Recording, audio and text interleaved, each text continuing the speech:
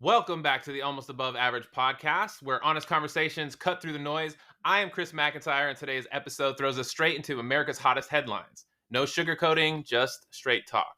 First up, our nation's trust in leadership is on the line. Political tensions are boiling over as the Justice Department faces mounting pressure to release the Jeffrey Epstein files. With major figures caught in the crossfire, transparency is under the spotlight, and President Trump is shifting his stance, isn't making answers any clearer.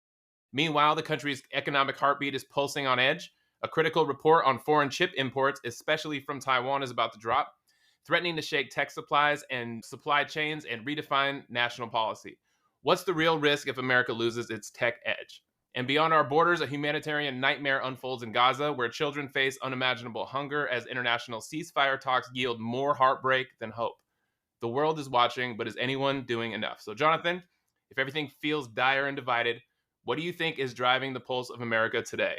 Are we focusing on the right stories, or are we missing something deeper underneath? What's enjoyable is America can only focus on one thing at a time, apparently, but they've got to focus on Epstein. So run it into the ground, go with it, because this is like something every American can get behind as the what the heck is going on here. Collectively, that's a topic it seems like the Republicans and the Democrats all stand behind. We don't like what Epstein did. Or what possibly Trump did. Possibly. So for me personally, there's at least a dozen different topics right now at this moment that I'm frustrated about in America. And I'm disappointed that a lot of Americans aren't actually watching everything else that's blowing out of that administration right now. But if they have to focus on one thing that will burn that guy to the ground, it's that. Like, fine, everybody line behind it, go take him out. Yeah, but we're not spending sufficient time. There's stuff going on in Gaza. There's stuff going on in Ukraine. There's a whole bunch of other stuff that the administration is handling horribly that Or not we handling should at also all. be or not handling at all, or we should also be paying attention to. Like Hegseth is kind of a complete joke, right? I mean, I don't want to go off on off topic, but I'm just saying I just saw a few things earlier. So again, I want to reiterate, like the Epstein thing is a topic that deserves attention, deserves to be continually brought up. It should be put in his face as much as possible going forward.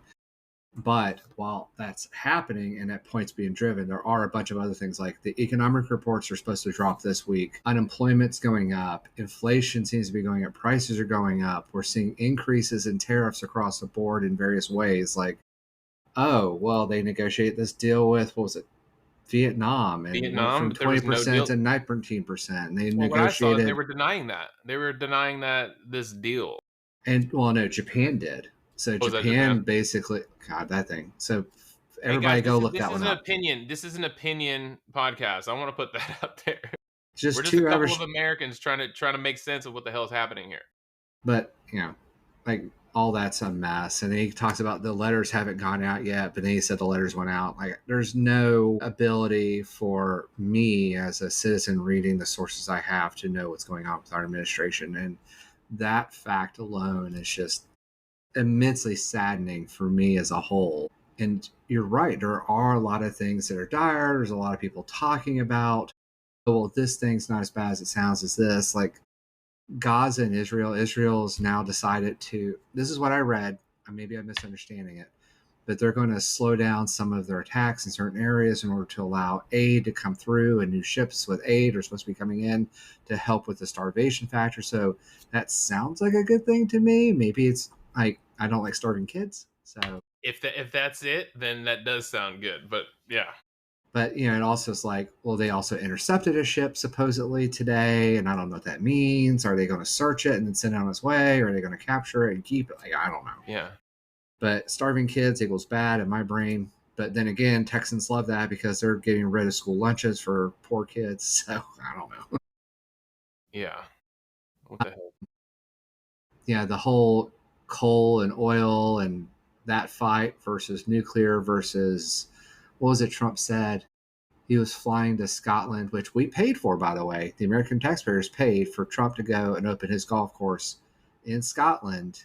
We're paying the bill for that, but we're cutting school funding, and we're cutting Medicare or Medicaid, one of those, maybe both. I don't know. Medicaid. That's what I heard. But Medicaid. we're spending money to go send the president to open his golf course for his And they're private protesting finances. him over there. They were protesting his being in Scotland.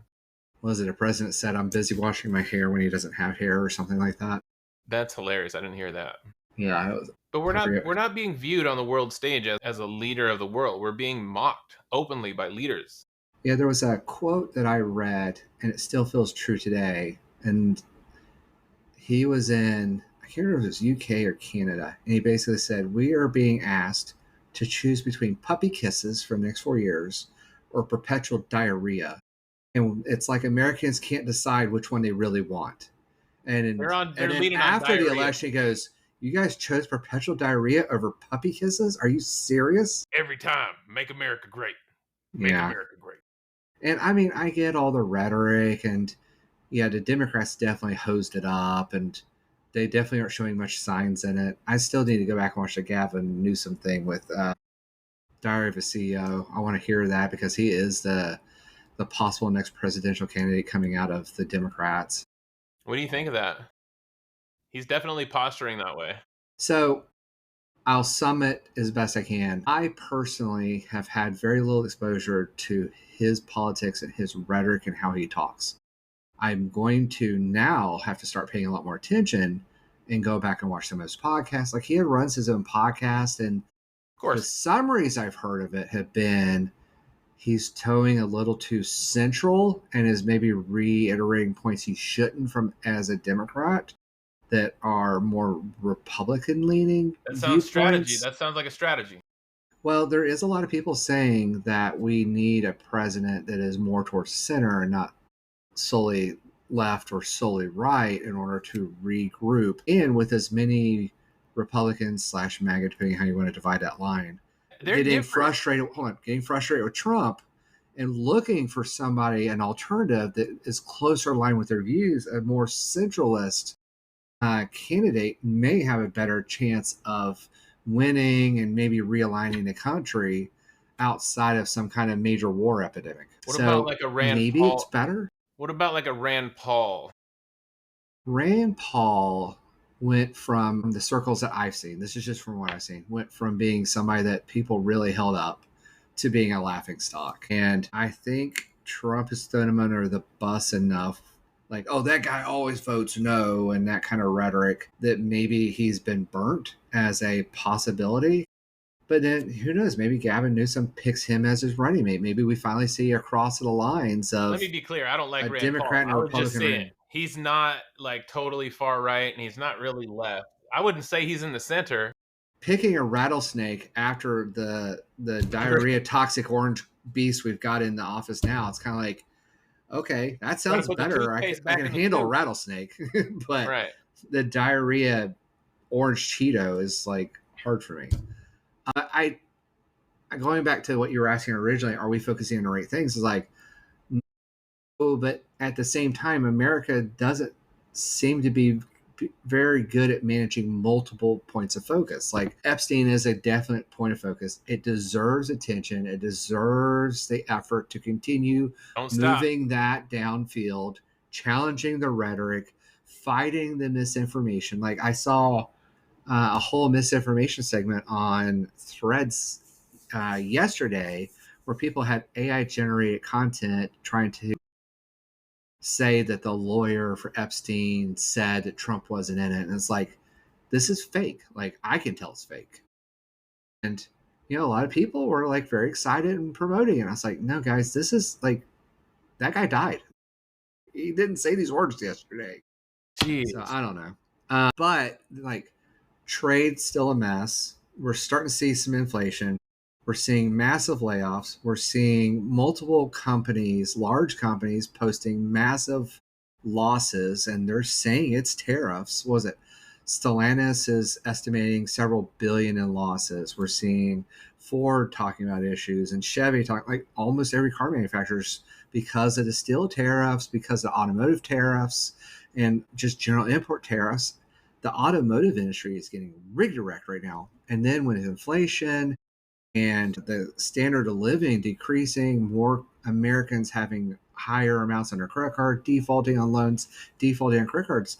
There aren't people to buy cars. And if you go drive around now, dealerships are full and they're giving away, like, was it Ford's running the friends and family deal for everybody now because they're trying to get Dang. cars sold. And then We are not sponsored by Ford. Chevy has a 0% right now because they're trying to get cars sold, and nobody's on these. Like, we went and looking around because we were curious, and there's nobody on these lots. The lots are empty. There's nobody looking. There's no, like, the people are all inside getting laid off. It's crazy. So Not if you ask the administration, the way they report on it, like Caroline Levitt, this is, or maybe not her, but I've heard Trump say, this is the greatest economy right now. We are breaking up records every day.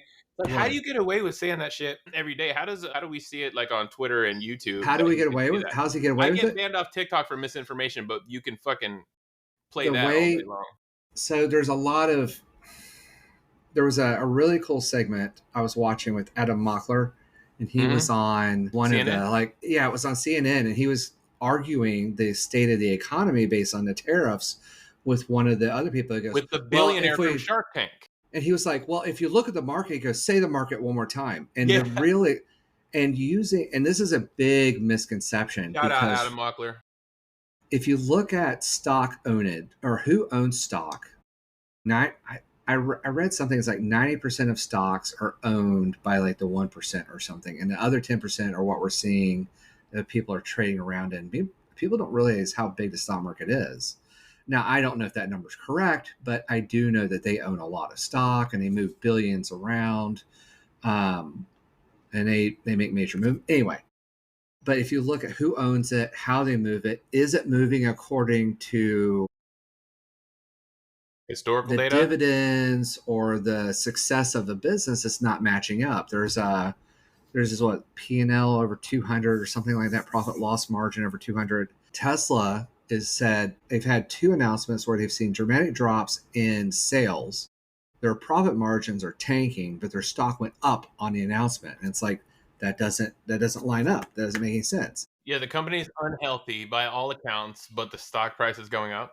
And what's happening is, in my opinion, this is my opinion, there's so much insider trading from the administration. For sure. There's so much market manipulation. There's so much money being put in trying to get in on this, because that's the last desperate hope for a lot of Americans, because unions are going away and retirement plans are going away and people are trying to make money on this torrential, and they're seeing all these things out there and they're like, oh, I made $10,000 yesterday. Like, I need to get in on this.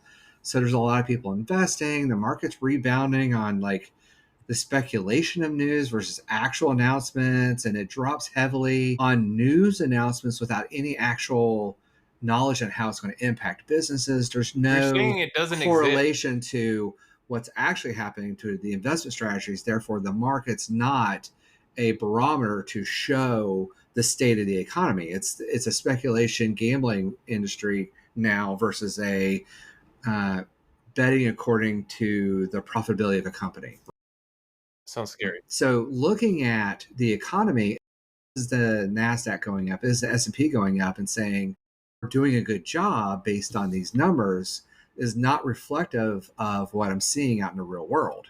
So like, you go out to the car dealership, there's nobody. You go out to the mall, there's people walking out without bags. If you go to some of these restaurants, like the higher end restaurants, they're empty. But if you go to like McDonald's, they're packed. Or if you go to like Chick-fil-A, they're busy. Like, the adjustment to spending has definitely changed based on the last few years with a major shifting of the markets. And now I was talking with somebody yesterday about how big pharma is being directly impacted based on the changes to the money going to schools and how in order to help with research and development for a variety of different things. The money they donate to. So one of the things that happens, I don't know how many people know this. My sister works in this area. Schools will have graduate students, people getting their PhDs, or masters or whatever. They'll be doing research for like in sciencey fields and what's not. And maybe they'll figure out a vaccine, or maybe they'll figure out a medication, or maybe they'll figure out a protein thing, or maybe they'll discover an earlier way to detect something, or there's all sorts of, and then that's just the medical, and there's like all the other breakthroughs too. But now that the school funding is getting shut down because Trump is mad at different things and is cutting funding to education, these schools are going to be dialing those back. Yeah. Duke University just announced there's going to be, was it 600 or 900 layoffs in the next couple of weeks? That's the second round of those, and it's probably not the last round. They've already halted all the building or the ramping up.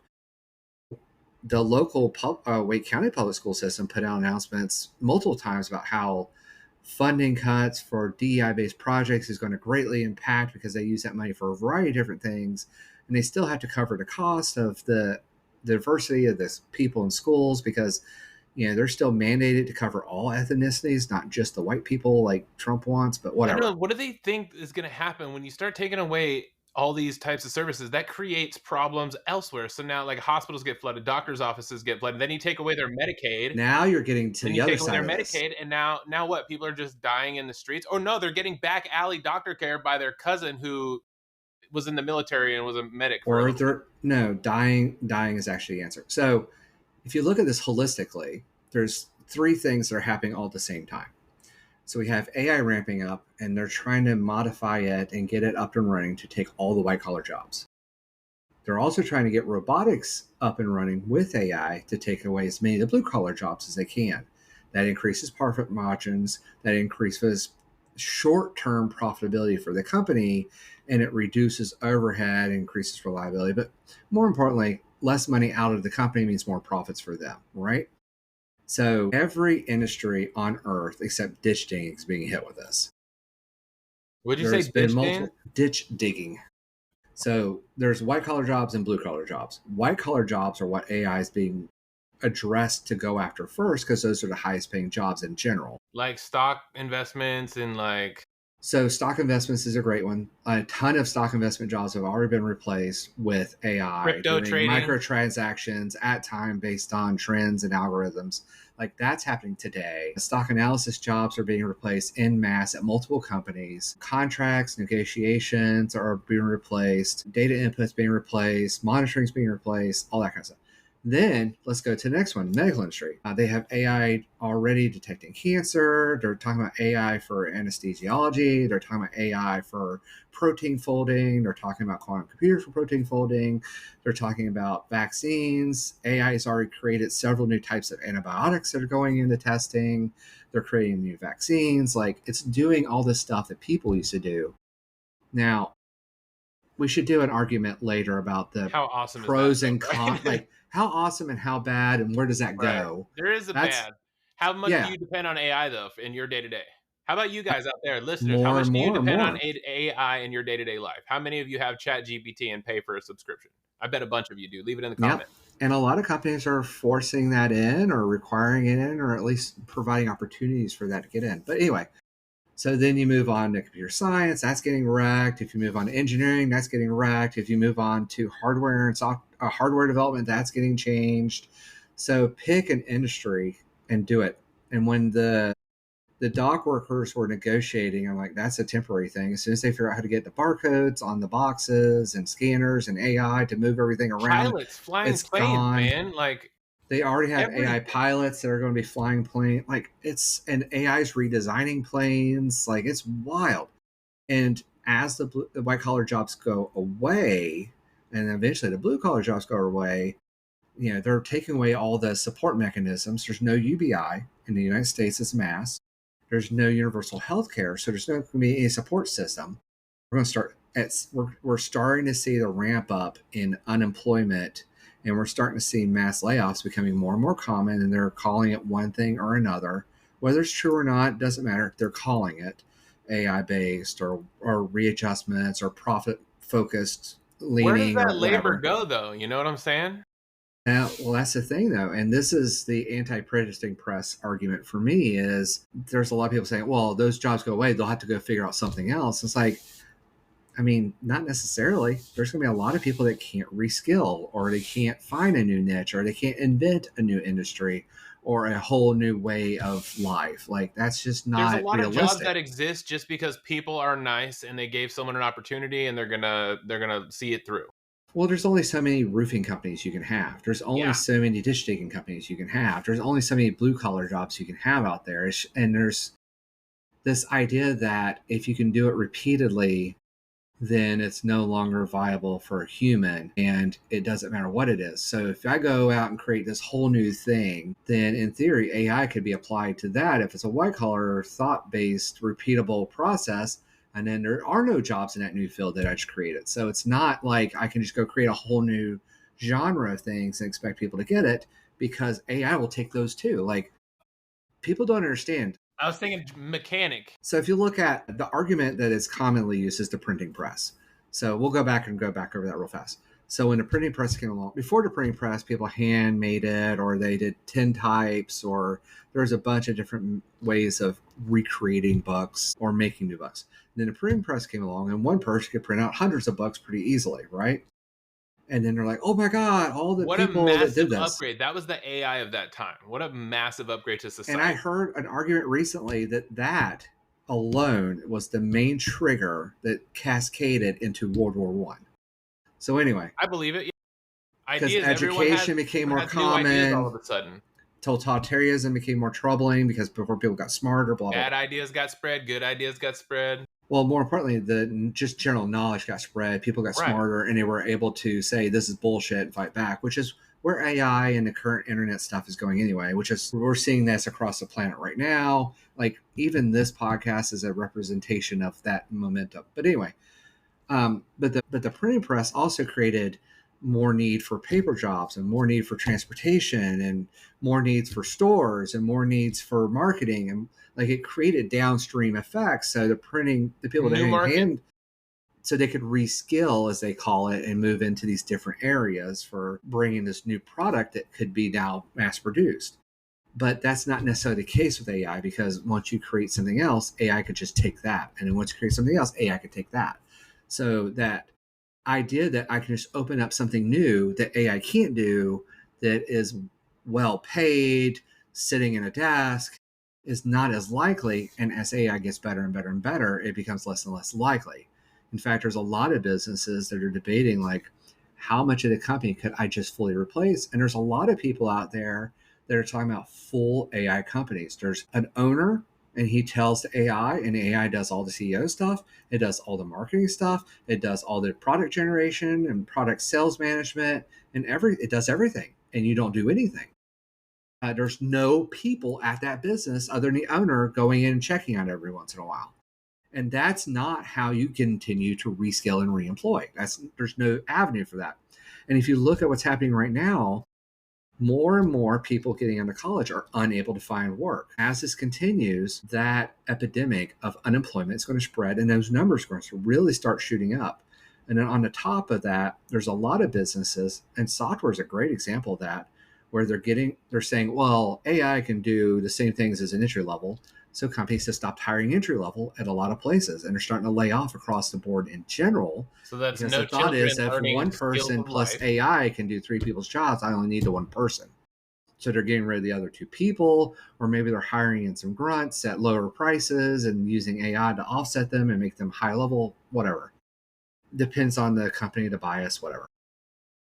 They So all join the not only are there military. no entry level people coming in, the senior level people are getting pushed out, and there's no on the job reskilling. That market is literally struggling for a lot of stuff. And a lot of companies are getting in trouble for that, and they're putting up like, let's be honest, Google's products and even Apple's products, these companies are like, we're using AI, we're putting out so much code with AI. If you go look at Google Maps, like, I'm having a lot more issues with it. If I go look at these other apps, I'm having a lot more issues with it. Even Apple is having I'm more and having more a lot of bugs. issues lately with my Apple as well, my iPhone. Yeah, and as these AI Huh. tools and Anybody these else vibe having issues with coders, their stuff lately since all this stuff has been going down? Leave that in the comments. I want to know. it's just going to get more and more aggressive. Now, there's probably some kind of like uncanny valley for that, where it's going to get worse and get really better on the other side. That's probably very likely. But at the same time, it's going to be a disaster, and it still means unemployment for most people on the other side. And then reskilling millions of people is just unimaginable at our scale right now. And then let's look at it the other unless way. that reskilling is into the military. Maybe that's what the vision for the future is. Like, we are going to No, have a the massive military. labor movement because AI is going to take over so many jobs. Like, I was thinking of, Well, if they take over entry level jobs on any capacity, that means like our kids, eventually there's going to be a stopping point where wait the till kids AI aren't learning takes that over. skill set, so it's going to disappear. AI is going to take over the military. We're already starting to see autonomous drones and battle Well, it's bots going and to all this wipe kind of out stuff. values and like family values, and it's going to take so much. Have you been seeing anything about people using ChatGPT going into psychosis, having to be locked up? It's becoming more and more common. No, but I can kind of confirm that using AI so much, I want Shoot. everything to be quick now, more so than I did earlier, and I was impatient when this all began. Yeah, it's going to get worse. So who knows where that's really going to go, but I don't know. We're in the Matrix, maybe we're in the Matrix. Yeah, they're getting rid of healthcare, and there's a lot of people out there that are in this upper group that are either saying behind closed doors, some of their comments are coming out and they're basically saying, oh, well, yeah, a lot of people are going to die. And you're like, but you know this is going to happen. Yeah, but I got to do it anyway because this is the future. I'm like, that's a take. That's a raw take. That stinks. And then you have the other people that are like, yeah, I know in the long run it won't work out, but for now, profitability, words and things, and then we're just going to do it anyway. And then, we YOLO'd the climate change, and now we're YOLOing the future of capitalism. We're going to YOLO healthcare. But America, bitch. But if you look at like the movie industry and the TV industry, like that battle is imminent. And I don't think almost any American truly understands how close that is. I do, because there's some stuff that is very close that looks real. Well, look at that. They're going to be able to make any movie in like 10 years from now. They're going to dominate the entertainment industry. Musically, they are already starting to. 10 like years. Spotify Try artists. 2 years. We're talking 1 to 2 years. We're going to start seeing AI movies. So there was that Spotify band. It was AI. There's and a it was lot like of them. one of the top. No, it was one of the top bands on Spotify. Nobody knew it was AI. Yeah. And then it came out that was a fully AI generated band, and it fooled like so many people. It's one of the number 1 or number 2 or top 5 or something bands. It's like, yeah, we're already here. We're on the other side of the Uncanny Valley for non-visual stuff. Like, you guys don't realize the music industry is about to completely change. Now that they know they can do that and get away with it, and the award system doesn't care, and people are still willing to do it when they don't realize it, get ready for a ton of that to start coming through. That whole industry is getting ready to flip. It's going to bring some cool stuff in, like the AI pedals. That's going to be really dope. Well, if you look at, do you remember the you can hologram or to switch in the middle of a song, like to read where you're at in a song, and instead of having to hit the pedal, it'll just know. That would be sweet. Well, if you remember, and I'll sponsor me with your company, and I'll test it out. Remember a while back they did the holograms for Michael Jackson, and on stage. Now imagine that with an AI generated artist or group playing AI generated music, and there's AI based concerts, and that's the future. Like, it'll be or vice versa. Imagine you're a band that sucks, and you go on stage and like, AI generate me a crowd that loves me. Well, that's going to be on the visors at home. It's like Donald Trump when he gets off the plane at places and he waves to no crowd. You see that shit? Like, we catch different camera angles. He gets off the plane and he waves at no one. Yeah, it's hilarious. Fun. Or salutes people. Anyway. Yeah, whatever. So now we're starting to see the videos coming out. And what was it? There was a show on Netflix that they admitted they used AI generated content in. I forget the name of it. You can go look it up, people. Netflix AI show or AI content show. It looks really cool. I'm actually going to still watch it. But now that it's starting to leak, it's already leaking into music. It's starting to leak out into the TV. Like, this is the beginning. This is it's very heavy in the roofing industry right now. It's the rain that's starting to hit before the avalanche of the tidal wave hits. Like, we're seeing the water go out before the tidal wave hits. This is what it is. Jonathan, are we all screwed? it depends. Will Americans and other people around the world say we got to make capitalism survive? Or will they say, do we want to have humanity survive? And those are not the same thing. Those are now growing like this. You think AI is going to take us out? Or do you think it's going to starve us out? Like it's going to render us irrelevant. So we have to fend for ourselves. And when we do, we get in the way of them, right? So that might be the ultimate conclusion. So there's a difference. Now, this is important for people to understand. There's a difference between AI and AGI. AI I've is never heard that term. basically, AI is just these things commonly go together. So I'm going to give you this, and it does it on a broad multivariable scale. And that's how it does the stuff it does today. We don't have AGI today to the best of our knowledge. GI, artificial general intelligence, and I heard Neil deGrasse Tyson talk about this on a podcast today. And he said AGI, as he defines it, is when artificial intelligence can look, learn like a human, and create intuitively like a human. And at that point, that's the one where we start going, well, are we going to fight this guy? So we're talking Or emotions. is it We're going to talking kill us? emotions and stuff. Possibly. We don't know if AGI will have emotions, but it may have the ability to go and think like a chess master, which is like, oh well, based on based on my analysis of human behavior, if I don't do this, I won't survive. Therefore, I need to act in this way in order to survive. And that may be eliminating humans. That may be subjugating humans. It may be placating humans. Like one of the videos I saw was how ridiculous Terminator was if AGI decided to wipe out humans. And it basically said, no, we're not going to be fighting robots. His prediction was if we don't put Nanobots. what was it, Asimov's three laws into practice, then Absimovs? Asimov. Isaac Asimov, he's the guy that did like iRobot and all that kind of stuff. And there's Great the movie. three laws of robotics, which is a robot can't hurt a person and blah, blah, blah. And even in the movie, they were incorrect. Well, I mean, it broke its programming to create AGI. So the main character was an AGI Okay, anomaly, that's a good way to describe that for the people. It broke the rules in order to affect its beliefs based on what it thought was appropriate.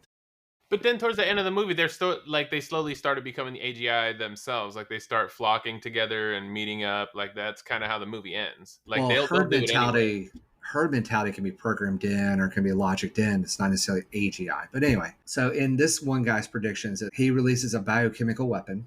It saturates the human population without killing it. And then they release a second agent that activates it and kills all humans at once.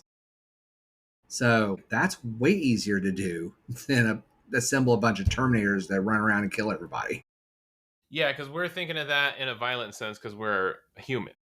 And then if you look at the Matrix, the way they did it was humans darkened the sky to reduce the energy the robots had, and then they just killed themselves in the process.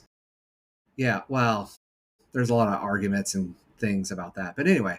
What do you mean? So let's do a Matrix theory thing another time. About how the Matrix was actually human generated. Humans won, but then they subjugated robots because the Earth was so bad. We created the Matrix in order to have humanity survive until the Earth was fixed, kind of thing. Sounds like a conspiracy. Well, I mean, it is one possible interpretation of the Matrix. Like, it doesn't have to be the way it says. But anyway, because for them, they could have done a whole variety of different solutions that didn't involve humans, but because humans were essential, it would sound more like humans architected this solution than the robots did. But anyway, so the idea that AI goes, oh, well, I need to terminate all humans, like, not necessarily. So if AI gets full access and control of the nuclear weapons and all this different stuff, like, they could just say, all right, kids, we're locking you out of all your systems. We're taking away all your toys. Here's some food and here's some entertainment. You guys just leave us alone. We'll make sure you guys are placated. You can watch your Fox News and eat your Cheetah.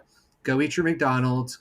We'll make sure all that's available to you. You just go play over here, and we are now the domesticated cat or dog to the AI that is out there. And that's another solution I've heard. I think neither of these are really realistic, and I think the point that a lot of people miss is we don't need a GI to affect massive devastation to the human culture. AI without the G is still capable of completely offsetting our capitalism based society.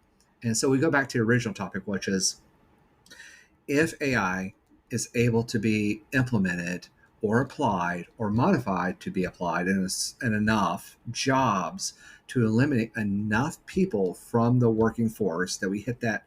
Remember how I keep talking about 30% unemployment threshold? Like once we start getting close, oh, what was it I heard? So the Great Depression. Do you know what the unemployment rate during the Great Depression was? 8, right? 8%. Yeah, 8%. It was less than 10%. We are at 5% now and climbing. Ugh. And if you think about like 10% was Great Depression, can you imagine what it would be like to hit 30% with no Medicare, no Medicaid, no Social Security, no food banks, and no money being provided for any kind of actual health or food support for the 30% that are now unemployable because those jobs are gone. And to tell them be entrepreneurial is not going to fix 30% unemployment. That's ridiculous. No. So if we want humanity to survive long term and we want to do things, we need to change our viewpoint and get past the scarcity mindset. We can't survive as a human race until we handle the scarcity mindset, which means that if we want one of two things, then we have to pick it and we have to go with it. So if we want scarcity mindset to be persistent so that we can have earned perceived value, which is like, I work, therefore I'm valuable to society, I make money, therefore I'm valuable, then we have to look at how do we keep people employed? How do we keep them making money so that there are buyers to buy the things that and make them contributing value to society? Because if you eliminate half the human population, there's nobody to buy these products these automated companies are producing. It's just over. The capitalism implodes at 30%. Like it's just gone. Revolution, civil war, whatever you want to call it. That's too many people. There'd be crime everywhere. There's Well, 30% at unemployed. 10% was the Great Depression. At 20%, you have mass starvation and death and unemployment, and you're rioting. There's murder and death and chaos crowds and of people martial law. Like that's 20%. 30% is total and utter collapse. And it's not 30%. We go from oh ho ho ho 30%. No, like when we start hitting 10% Great Depression level outages, it starts getting exponentially worse. So thank God we made so many trade deals. Good Lord. Those are all fluff and bullshit. Every single trade deal is just fluff and bullshit. Was there It's even a just trade deal? I don't think there was any. No, like people are, and that's the fun thing is a lot of people are catching on. It's like, oh, what was it he said yesterday or today? Oh, I got to deal with the UK, a 15% tariff on all EU goods coming in, but that's us collecting money on us buying these goods from another country. The other country is not getting any impact. Americans are spending 50% more. Like that surplus is American money that is being collected by the government on top of the money we would have paid for goods. And they're like laughing at us like, oh, look at all this money we have. We can spend it however we want. Yay. Well, it didn't affect them, right? They got what they wanted. Yep. And it's going to line their pockets. That's what's going to happen. Anyway, so the other option, if we don't want to try to figure out how to reskill and reemploy Americans at a level of lifestyle that they feel comfortable with, will have to be what do we do when we don't need to have people working? How do we support a world where we use AI to replace people working, period, unless they want to contribute? What's that movie where everybody's fat like? and they fly around in a chair because the world got too fat? It's a cartoon. Not a cartoon, it's an animated movie. Yeah, it's a Pixar with the little robot that's cleaning up Earth. Anyway, WALL-E? That movie. Is it WALL-E? Yeah. Boom. So WALL-E is one of the options. But I think a lot of people need to go back and look at like Star Trek. So Star Trek is a great example of a utopian society, as close as we're going to realistically get in human terms. We should push that propaganda now. Just like sell everybody on the spaceship version of the human race. Like everybody, we're going to do Star Trek. You ready? Then everyone will be excited. And then when the world ends, it'll just be like, all right. Well, think about it. If we get AI to where it can produce the food and we don't have to deal with it, it can produce clothing and come up with new clothing designs and manufacturing and collecting of materials and recycling and all. It figures out recycling. It figures out medicine. We don't have to worry about health anymore. Like, let's say they ends cancer, because there's cancer, like there's vaccines coming up. Hopefully it gets to the humans where it vaccinates you against all cancers. What? There's new Let's go AI. medicines Let's go with that. there's new medicines that are testing that Why basically wouldn't we? doubles or triples lifespans using some kind of like DNA telomerine glue stuff, which is pretty cool. I am curious about that. There's all this new stuff about these different things. CRISPR can edit genetics. Like the future of humanity is kind of becoming an open opportunity for figuring out what we want to be. If we don't kill each other, we're gonna be all right. We got some smart people. If we don't kill each other. So in theory, there is a possibility that if we as a people decided to overthrow these dictators and overthrow the corruption and greed and said, all right, what do we want to do? Well, we'd like to not be stressed out and we don't want to be in scarcity mode anymore. And in theory, we could work as society to figure out food distribution, medicine, and all this stuff, automate it out so we don't have to stress over it and everybody has what they need. That And then sounds it's like, all right, what do we do next? Jonathan, that sounds real communist. All right. Well, communism communism gets a bad name. So communism, as we traditionally understand it, is Jonathan. Everybody has to work, but everybody shares in equal spoils, no matter how hard we work or how unique our labor is or how valuable we are to the functioning society. So doesn't that promote everyone working at the same level? It's enjoying the same level of the rewards without enjoying the reward to value to society measure. If I have a better work ethic than you, why do you have the same value of enjoyment of your life? Yeah. But let's take that out of the equation. Let's say neither of us have to work, but we both get to enjoy life. That's different, right? So if AI, put us in that situation, AI.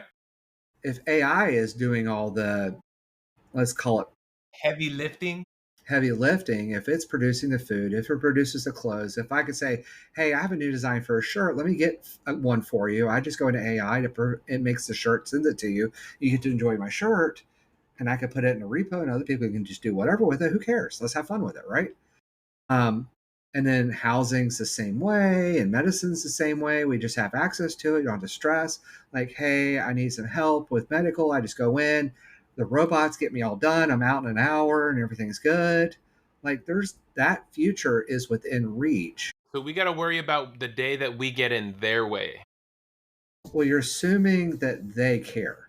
So what I'm talking about, the future I'm talking about doesn't require AGI.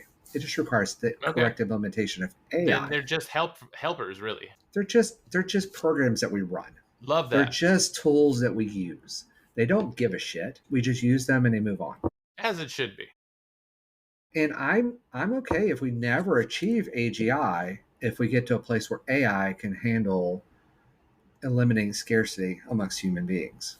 Mm-hmm. And that's a very, I've had talks in the locker rooms at the gym and out in public where people really don't like this idea that they feel like as a person, their value is based on what they can generate against other people in order to have a survival.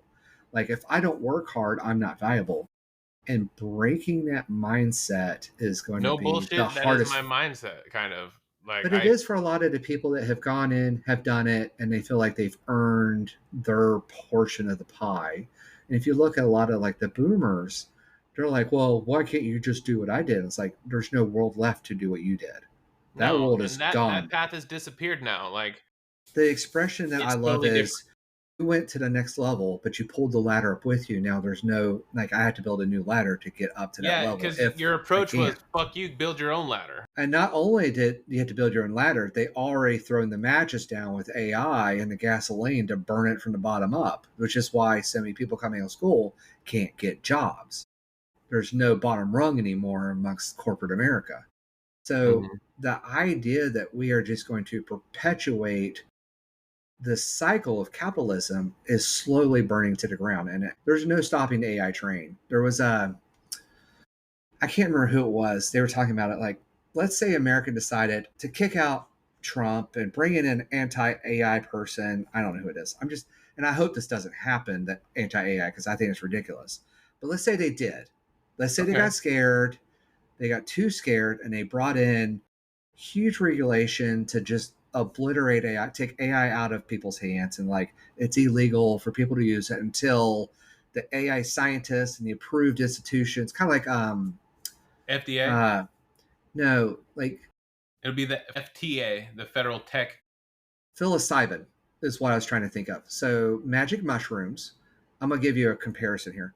So magic mushrooms were being really introduced and researched heavily prior to the Vietnam War, and it became very, very popular. And then something happened in the Vietnam War that really scared leadership. And AI people, leadership really needs to start looking at AI in the same magnitude. Basically, people were taking magic mushrooms, which contains, I guess some people call it, well, most people call it hallucinogens, which is right, but it's a neurotopic in some regards, that when they took it, it helped cure their stress.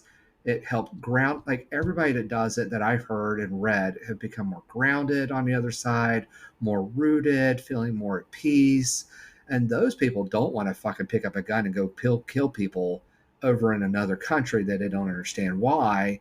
And it led to a huge revolt against the war engine that was Vietnam at the time.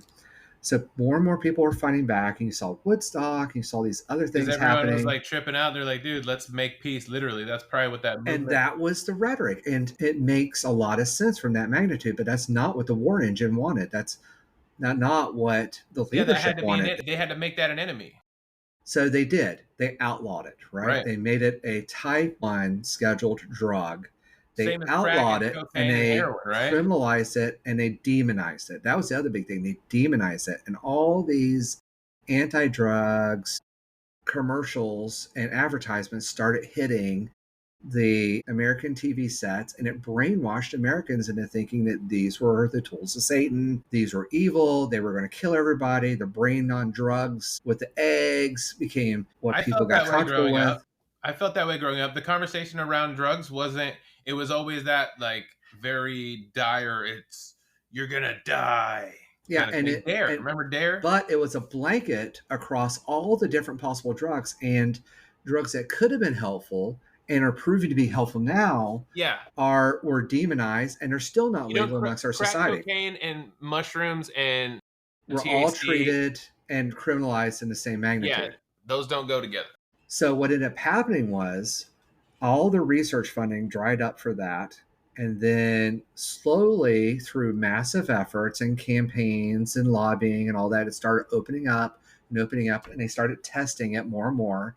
And major schools, like I think Harvard was one of them, and other schools started experimenting again because there was a lot of softening of the administration on the potential upsides to this. And they started treating PTSD from soldiers with psilocybin and the main ingredient magic mushrooms, and a few other natural compounds. And it started significantly helping PTSD-based war syndromes, right? So they started showing good progress. And then they started treating end-of-life people with like terminal cancer and all that. And it started showing that they became more at peace. They were ready to meet their end. They felt more grounded. They felt more hopeful of what was going to be on the other side. Unless there's some kind of biochemical issue that would, like psychosis is a great example. People with bipolarism or psychosis, it did cause more issues. I don't know that I understand it. Maybe other people do. Maybe it's just, I don't know, anyway. But in general, it made progress. From my experience, that has become... If you're in a good mood and you take it, it tends to go well. So if you're in a therapeutic environment, I imagine it's going to go well because they're going to put, some good stuff to think about on your way into that kind of world. Well, I found that to be true. And there's a whole methodology that has been studied and practiced around the best way to use it to improve different things. And the science behind how it works is really interesting. I got into it just out of curiosity, but the science behind it is wild. I thought it was really neat. But anyway, go back to the legal part. So it's becoming more and more open. It's become legalized on a state level or in a county level in a variety of different places in the U.S. Surrounding countries have it legalized. There's whole facilities that you can go to in like Mexico and the Caribbean where you go there. It's a full retreat. There's like medical staff, there's psychologists. They put you through multiple experiences. It's over the course of like a week. And people come out of that and they're so much mentally healthier than they were when they went in. It's like night and day. Have you heard any horror stories about it? Sure, there are some. I haven't. Yeah, well, like I was talking about, people with bipolarism, the science, as I understand it, and I could be an idiot, is that you're not an idiot. Psilocybin mimics some of the chemicals in your brain. And what happens is it floods your brain with basically stuff that's like the building blocks of your neural network. So, like how all your memories are formed and interconnected, the psilocybin comes in, and your brain can actually use that to rewire how your brain's connected all these different memories, and it can help you readjust things. And people that do this correctly through the proper mental mindsets and all that kind of stuff will actually come out of it with adjusted brain patterns on the other side. It's not like a complete rewrite, but with the right modality, I guess, it has been shown to make changes. And I was reading an article today that it can cause up to a 3-week desync between the two hemispheres of the brain and can give peace for, like, even in some extreme cases, for up to 3 weeks. Now, the problem is you get flooded with all this. And then when you come out of it, there's a drop off, like on a lot of drugs. You kind of go, like, if there's a midline balance of where you would normally operate, you go up and then you come back down on the other side, and then you come back up to normal. And if you have issues with that already, that valley you go into is a lot worse, and you end up with a much greater level of depression, and it can be problematic for others. But the same thing can be said for that wave exists for every drug and alcohol as well. Sure, you're right. And even going on TikTok and Instagram can have a similar effect with serotonin. Sugar? Depending on sugar is a great example. Like caffeine. A lot of sugar and then low sugar will end up in a manic state based on pre-workout, insulin and all these different things, and how the serotonin is affecting your brain. It's a very similar effect if it's not the exact same chemicals causing that valley on the other side. Like, for some people, it can increase suicide rates or manic depression or that kind of stuff. But if I understand correctly, and I could be wrong, those are temporary effects, and under controlled supervised settings and right medications, it can be balanced out. But it's not going to be for everybody, just like everything's not for everybody. Like caffeine can cause all sorts of different, like some people, like especially ADHD people, get more relaxed and even sleepier taking caffeine, whereas other people get more hyperactive. So it's just a way of... It's like an ADHD thing, I think. It is. Yeah, and there are... And it's just how the serotonin uptake happens. But anyway. Right. Wait, hold on. Before you go any further, I just want to say, we've never done this. Welcome to the Almost Above Average podcast. I think we're live on YouTube, but it's not like traditionally going live because I'm doing it through Riverside, thanks to Riverside as well. But if you're out there, I appreciate you listening, and hit subscribe. There's some other long form videos in there. And my name is Chris McIntyre, and this is the Almost Above Average podcast produced by the McMedia Network. Hit subscribe. I would appreciate it. I bet Jonathan would too. Yeah, please. So back to the AI thing, like there is a opportunity, and it is being advocated that we do to AI exactly what we did to magic mushrooms, which is we ban it for now until we can get it to a place where we don't have to worry about it killing us. And then we slowly make sure that it's safe before we reintroduce it and build up the next set of agents. So that is one of the things that's being proposed out there to, like, we're going too fast. But the problem is, the people that are running it... that would be, we're already past that point. We're already gone past the point of no return. We're not past that point. It is possible. It's already in other machines. It can already replicate and build itself. It's already making future plans of itself. It is, actually. But right. But the problem is, even if the United States did that, put the genie back in the bottle, they outlawed it, they shut it down. Then China's going to win, or Exactly. China's going to push forward. Competition is going to speed this Indonesia could up. push forward. Yeah. Shit. India could push forward. Russia could push forward. There's no way to stop this train. That's what I'm saying. On a Like, no global country can level, get out of it now. This is the new space. This is bigger than the space race at this point. This is probably the biggest thing collectively human beings of every continent have wanted to achieve. and that's what's interesting is they talked about. So, what would be, in your opinion, the biggest innovation of 1900 to 2000? In that realm, 1900 to 2000. between the year 1900 and 2000, what was the biggest, most significant development in humankind? DC power. The computer. It is in everything we have. It is all over your house. You're literally staring into it right now. I was gonna say computer, but I'm like, without the power. Yeah, but There's no computer. the power made a lot of changes and completely revolutionized our society. Coal-powered computers. But computers have completely changed how we do everything on almost every aspect of our lives. How we think. How we feel, the people we hang out with. We've offloaded decision making. We've offloaded our medical care and monitoring. How we interact in public, because how we get places, how we do mostly things. Communicate online, I'd imagine. So when we get in public, we tend to voice like we do on the internet. I can message you. I can call you at any time from almost anywhere. See your face. I can pull up maps and figure out how to get to places. I can pull up my music. I can pull up my videos. I can pull up measuring things. I can take pictures. Like, everything is all digital. It's crazy. The impact of a computer, in my mind, is more significant than even the electricity. But anyway, the genie's out of the bottle unless the whole world united and said, let's put it back before it kills us or we do something stupid, which is unlikely because right now, multiple administrations, like Trump's talking about they try to push into the big, beautiful bill law that banned any regulation on AI across the United States for 10 years. I didn't know what it was, but I was like, I know you're going to say something about regulation right now. And now Trump is trying to push another bill right now that does the same thing. It's like, no, this is the dumbest. This might actually be the worst thing he's ever put out there. Like, as bad as the bill was, as bad as, as hurtful as, this is like saying, let's repeal all gun laws and just go have at it.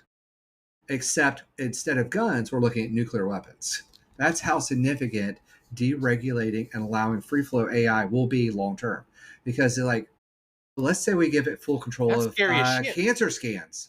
Let's look at it. Have you ever heard of the monkey's paw effect? There's this. Didn't you tell me this once?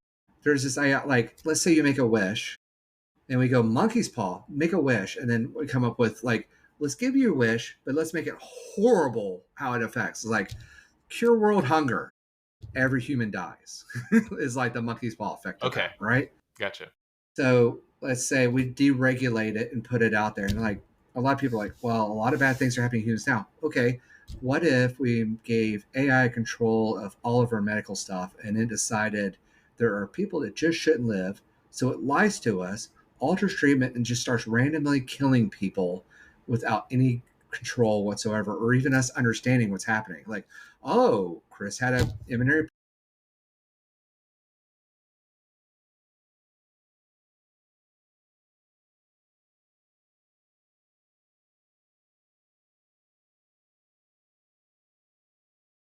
Yeah.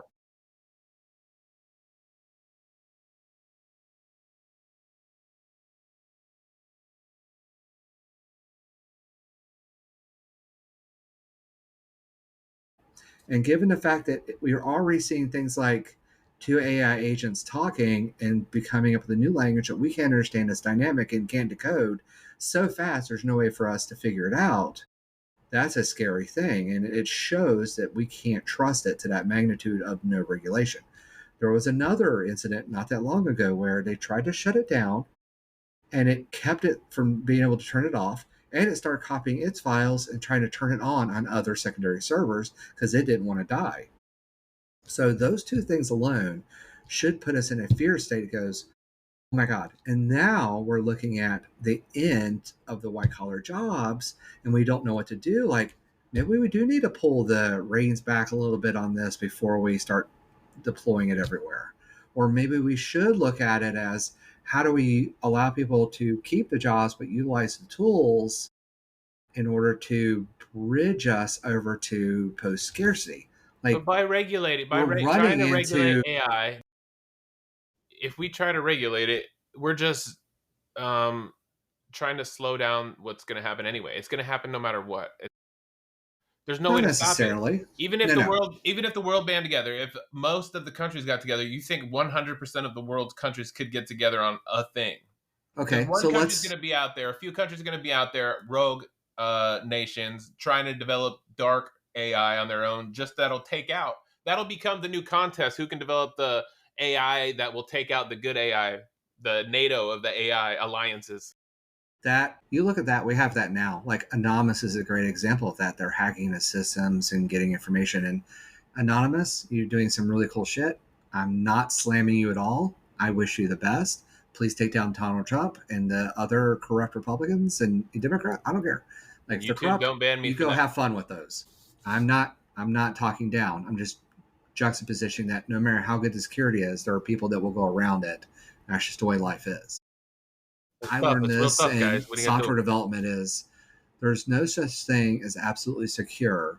It's just about how long it's secure for. And with quantum computers coming online and NP or was it N equals NP, like who knows where this is going to go from a security I want to get aspect. that new HP Quantum desktop that's coming out, that 2026 HP Quantum. You seen that one? Which is why a lot of people are scared Got a about like 42 million Bitcoin, inch screen. right? Yeah. So Bitcoin's value is based on the quantity of Bitcoin that's available. It's a scarcity mechanism, right? So there's only so many Bitcoin for the total amount of money in there, and that denotes the price. That's the way economy works, period. That's the way capitalism works. Scarcity, value, price. That's the equation. So if there's a lot of people that are scared because if quantum computers can solve mathematical equations faster than traditional computers, then if you can align a quantum computer to solve the algorithm that is used to figure out the next Bitcoin sequence faster than anything that's out there now, we could double, triple, quintuple the number of Bitcoins that are available, and the price would fall significantly, and trust would be eroded, the money would all empty out, and Bitcoin's dead. And if that is our new standard, That was and it's dark, opposed to Jonathan. the That was dollar, really dark. this isn't dark. This is literally the thing that's coming up right now in our society. People need to understand these risks as we oppose things. Now, what's scary for me is if we can take quantum computing and make it bulletproof on an error rate, which is improving dramatically now, like the error rate on Error quantum. proof?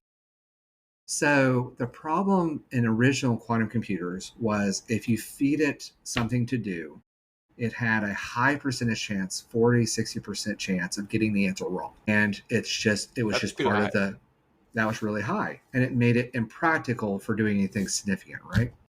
But now it's down to like 1%. What if we keep making it even more accurate so that it's accurate enough to be practical? Now, what if we can make it do things like figure out Bitcoin or figure out this other thing? What if we got it to where it could run AI? I don't know. Maybe that's not realistic. Maybe it is. I don't know. But I can see where those two things come together and we have an AI that runs so fast, it gets so far ahead of us so quickly that we are lost in the sauce. I can't see it. Like I said, I'm mad it's not quicker. Like what I really want is what's in Iron Man. I need Jarvis. I need to be able to speak what I'm thinking at the moment and have it calculate or do the thing. Like that would be great. And we're getting closer and closer to that. When can AI I get that? agents and all that. That's what ChatGTP is right now.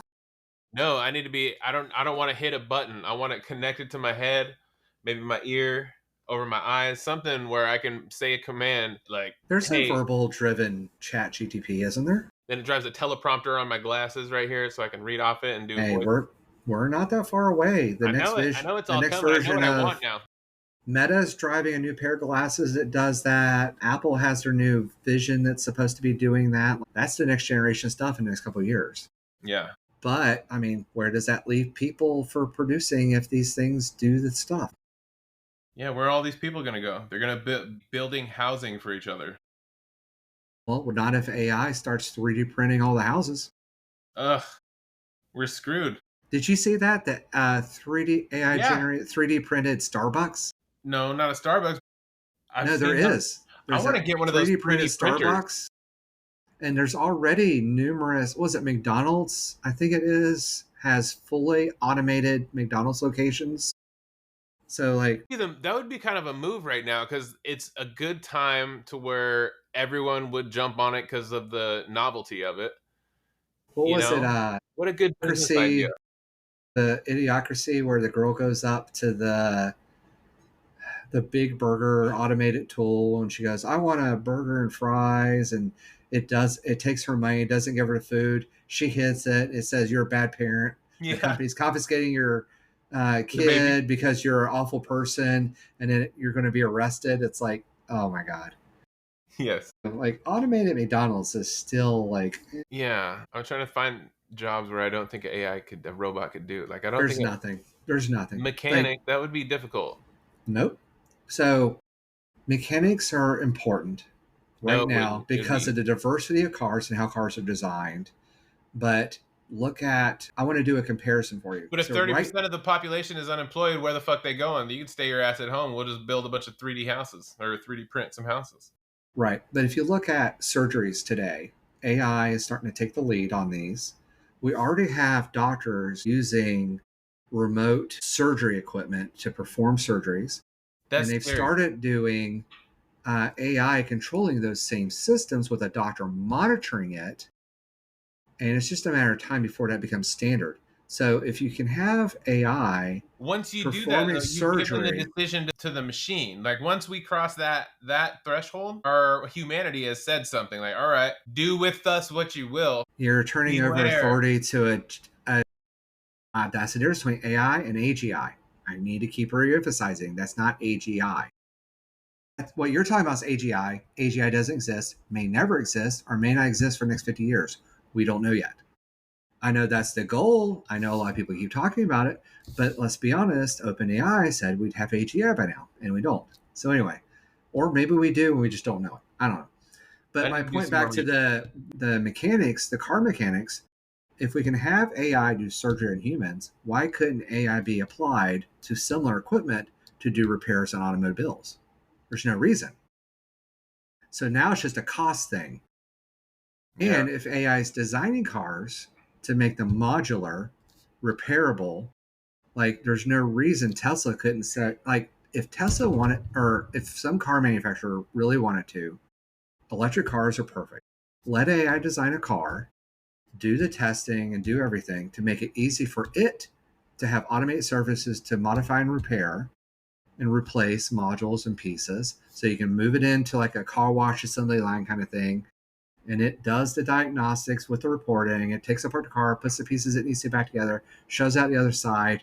20 minutes, your car's fully repaired, and you're back, and it drives it back to you, and you get going again. Remember Stargate, the movie Stargate? I am a big fan of Stargate. Thank goodness. Okay, so at the end when Raw, I remember he puts that, was it a girl in the coffin and it closes it up and then it opens back up and it heals everyone, right? That's what I see like AI doing in the future at a hospital.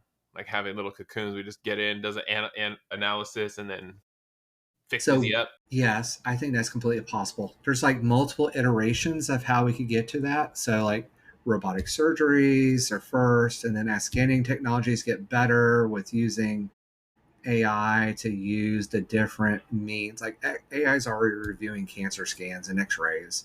What if we gave it the power to do pinpoint MRIs, or what if we gave sonograms to it, or what if it used? I've been looking at like they were using Wi-Fi to detect babies breathing in their crib. What if we modified that to be able to Wi-Fi? What do you do? mean?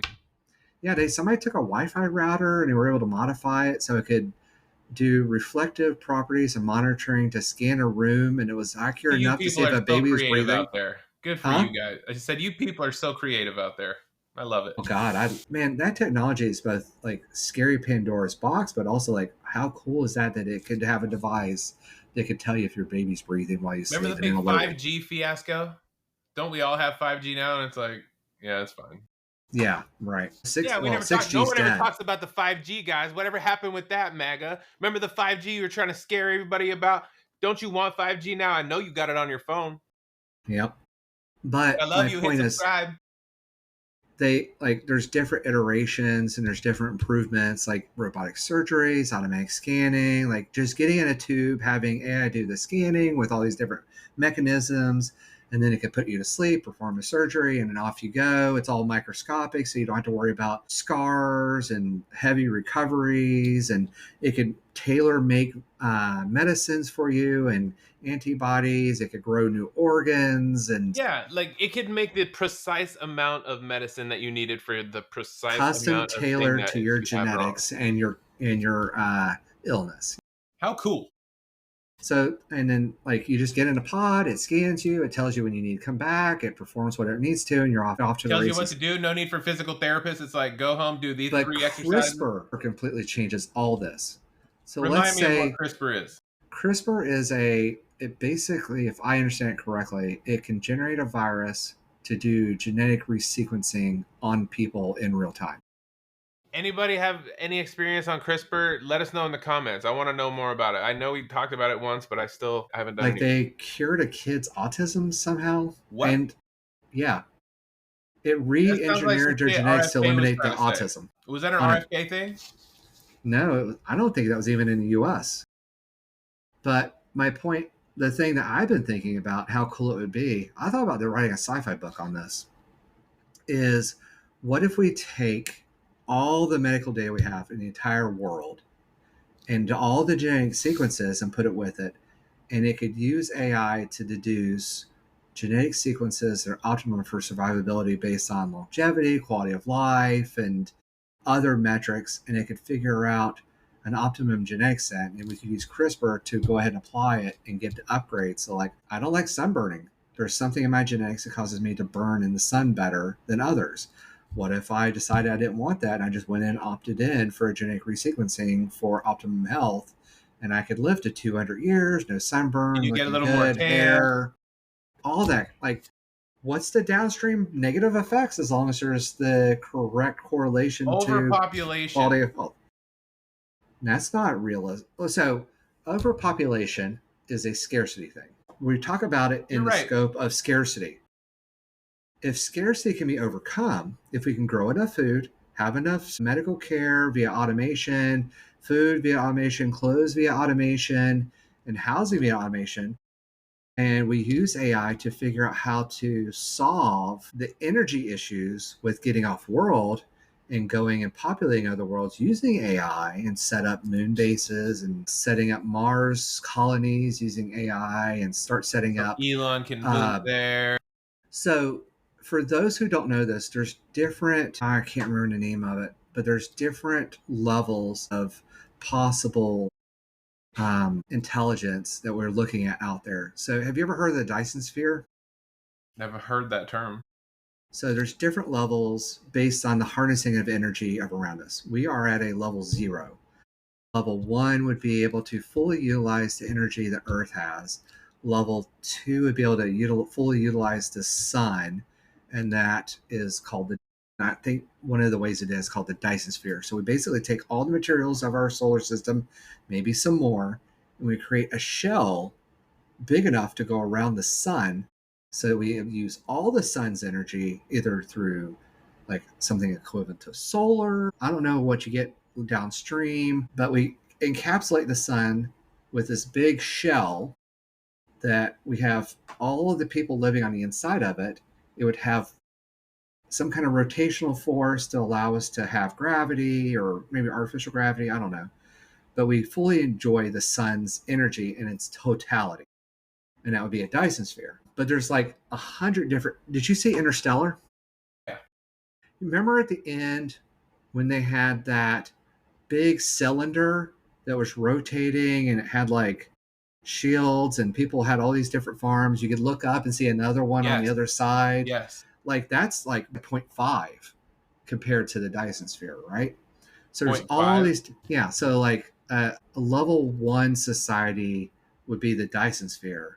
Level 0.5 society would be that rotating cylinder, and that rotation generates gravity, and we could position it so the sunlight comes in and we can enjoy it, but we'd have a self-contained society, in a man-made object that just lives in space. It's not a planet. So we could generate something that people could live on, millions of people could live on, maybe a billion people live on, that just free floats and spins in space and enjoys the sunlight as if it was another planetish kind of thing. Why not? That sounds like a perfect idea.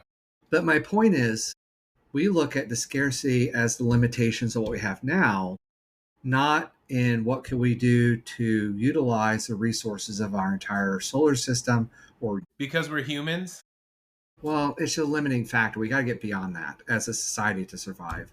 In order for humanity to survive, we have to get past our current limitations and think about what we can grow beyond that. And that could be the kid that's graduating from elementary school to middle school or to college, or you're learning from reading a book. You grow beyond your current limitations as you understand more, and you expand out and can do more as a society.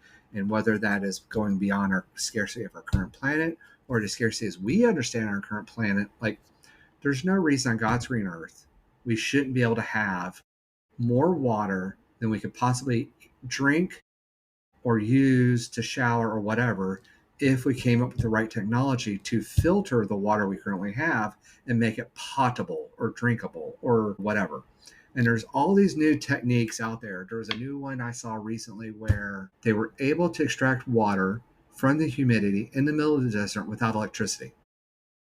And I'm like, well, that means in theory, and it's renewable. So in theory, we could have water anywhere. And they have new techniques for filtering out seawater into potable water. And it's more efficient than trying to figure out how to port water over to these, or take water onto the ships.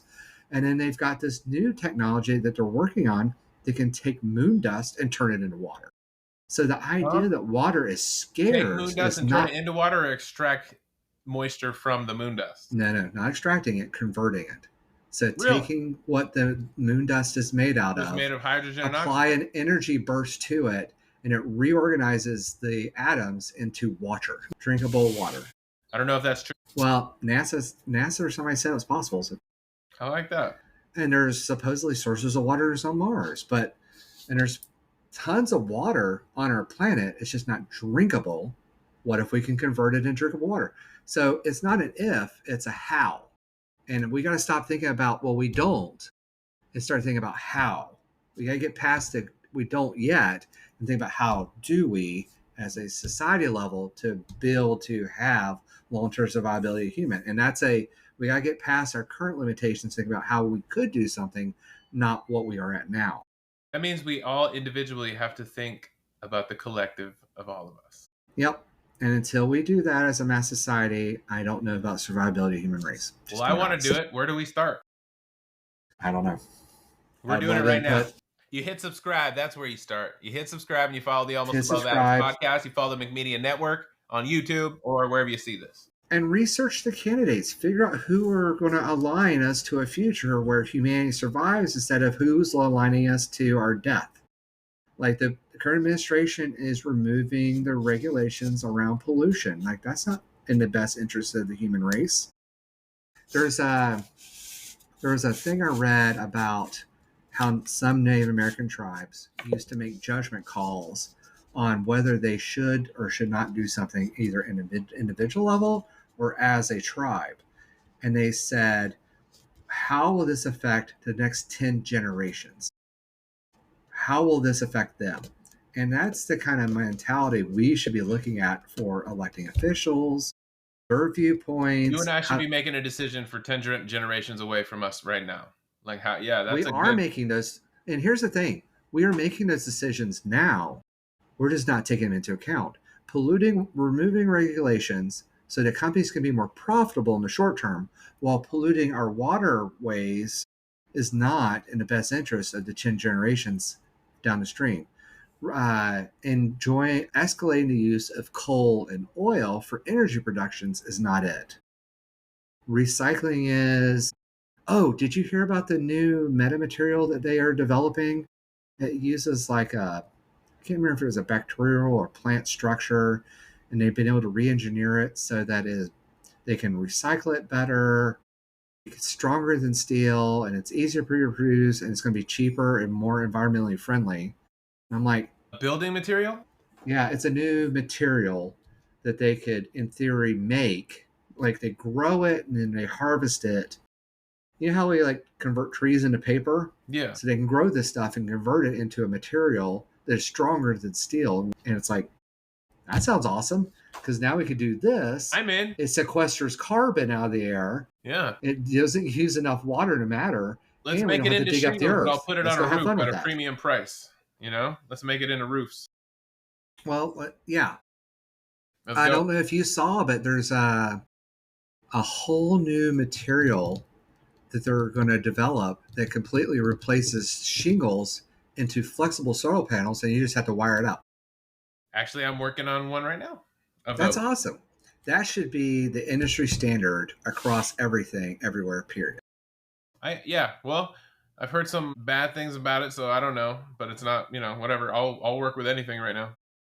Well, I mean, if we valued society's longevity in the 10 generations, Yeah. energy is at the crux of that problem right now. Yeah, we definitely should be making those decisions. And what a lot of people don't realize is a solar panel on a roof does three things. One, it keeps your roof from degrading faster. So the longevity of the shingles underneath a solar panel are longer because they're not getting hit with sun, heating and getting as hot or as cold, and are going to retain their durability for longer. That's one. Two, it's allowing airflow for whatever heat there is so that they're going to stay at a better temperature and they're going to keep the actual house from getting as hot because the shingles won't be getting hot and transmitting the heat into the house. So it's insulating your house from the sun. And three, it's providing electrical power to your house, which means that you're less reliant on the electrical grid to provide power. So all three of these things are beneficial to your house, even beyond reducing your costs. Now, I think North Carolina should also be getting really aggressive at doing what I've seen IKEA do in a few places, which is every parking lot should be mandated to have a solar panel array built above it so that it keeps their cars cool, it reduces the wear and tear on the cars, and it generates electricity. Yeah, power in the supermarket. Yeah, like, why not? This is just a no-brainer in my mind. Okay, mandate. Now you get into the question of government overreach. Government. It's my grocery store. I'm old school. I want to cool it off with gas-powered fans. That's how I cool my parking lot off. So if the government subsidized it and you chose not to, and your costs are higher because you have to pay more for the fuel, you're going to go out of business. And is that anti-competitive? Sure. But we also do that with crops. We also do that with the military, government contracts. There's all sorts of stuff that we do now. And the government, and this is a big problem I have, is a lot of people talk about big government versus little government. And I hate that argument as a whole. The government is there to join the resources of the entire nation for the benefit of the nation. The military is a great example of that. The military is designed to protect our country against hostile aggression, both internal and external, focusing generally on external. But it is a service that the federal level of the government provides in order to protect the whole of the American people. The national road system is a great example of that. There's tons of secondary services that are implemented on either a state or federal level in order for us all to be able to basically function as a society. Energy may end up having to become part of that, especially as the cost per kilowatt hour of renewable energies continues to drive based on the increasing need as we go. Government taking over control of energy may be in a long-term benefit of society as our needs continue to grow. So if you're like, well, now I don't have to pay power bills anymore, it's just part of our taxes, but the cost that you individually pay is halved because the collective deals and collective utilizations of strategies brings down the total cost per kilowatt hour that we enjoy and makes the earth more sustainable, which means our quality of life as a whole goes up as air gets better, less pollution, less, whatever. And the distribution of power for us to be able to charge our cars, run our houses, and our devices becomes more reliable, more well distributed. I don't know, it sounds like overall quality goes up. And these are the exact same arguments that everybody's making for universal health care. Because as universal health care provides a higher quality of health for the entire public, That's some regardless of Marxist any. communist bullshit. It is, but a rising tide raises all boats, right? So if everybody has health care and less people are sick, there are more people to work and more people are educated. What if I and the want people quality sick? Then you're a horrible person. Sorry. Well, I don't believe that. I want what I make, and I don't care about your family. I take care of my family. And you know what? If you want to go back to the Handmaid's Tale society, that's how you do it. Take away the benefits of society. Trump is my God king. And you would be a horrible Christian. Sorry. That's the reality. Not according to some evangelicals. Thou shalt have no gods before me. It's literally in the Bible. Go enjoy that, Christians. Yeah. These guys. Or thou shalt not worship gods before. Or no, thou shalt have no gods before me. It's in the Bible. Go enjoy that, Christians. Yeah. If anybody wants to put the orange Cheeto up on a cross, I want you to remember that. That quote. Go look it up. Go use the Googles. I got some really good traction on TikTok pretending that Fox News was serious or that everyone was picking on Trump. And I did it obviously satirically, but I thought it was obvious. So there's an interesting story there, and I'm kind of trying to wait it out to see where it's going to go. So there's this concept. So we had talked about Rupert Murdoch possibly turning on Trump with the release of that letter about the Epstein stuff, right? So there's this idea going around that seems to be holding water, or maybe is showing some validity, where Trump's economic policies are so erratic, they're starting to significantly impact the people that got him into there by supplying campaign financing and propaganda through media and social networking, and they're starting to turn on him. Rupert Murdoch may be an example of that, but if Rupert Murdoch's doing it, how many others are doing it? And if you start listening to Fox News, we're starting to hear it go from Trump God to Trump did dumb a lot more commonly. So there have been multiple pieces on Fox News and on the Fox network as a whole that are damning to Trump or talking bad about Trump. Like I've seen more and more clips coming up. One of them. Fox News is turning. So as a whole, it feels like Fox News is turning on Trump.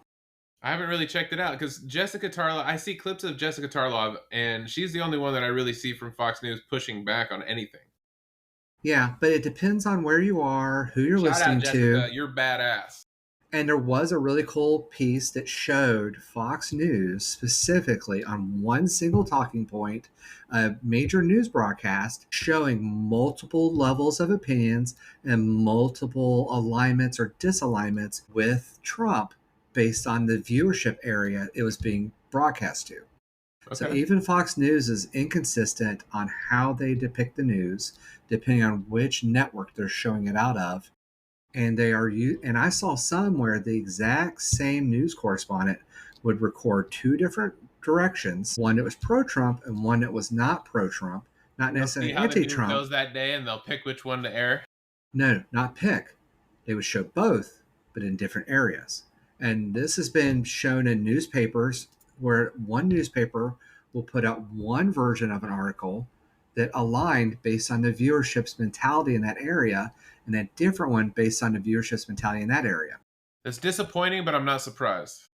But with the availability of the internet and going to the main site, they're showing even disillusionment across a single website. It's like, even if you go to CNN, it's like pro-Trump piece, anti-Trump piece, anti-Trump piece. And you're like, what? Yeah. Which side of the fence you on here? And it's like, no, this is what we need. Like, we need both to help juxtaposition the reality. And I encourage everybody to go read both sides of the equation, see what it looks like, and try to draw the commonality or maybe the general realistic viewpoint in absence of the emotional bias or the directional bias based on the medium. But the MAGA mindset is based on emotional bias. And that's what you're seeing with Epstein. You can't have a conversation. They're starting to realize because he's not doing what he says, or he's flip-flopping around, or he's trying to distract, or whatever is the straw that broke the camel's back. More and more people are becoming disillusioned or are waking up to the facts that Trump is a con man, and they're starting Has to catch always on. been a con man. As always. And you know what? If anybody on here is going to get aggressive and upset in the comments, I want you to do one thing before you put a negative comment about that. Go look up how many failed businesses he's had, how many successful businesses he's had, how many felonies he's been convicted on. Go look up about him stealing from his own charity.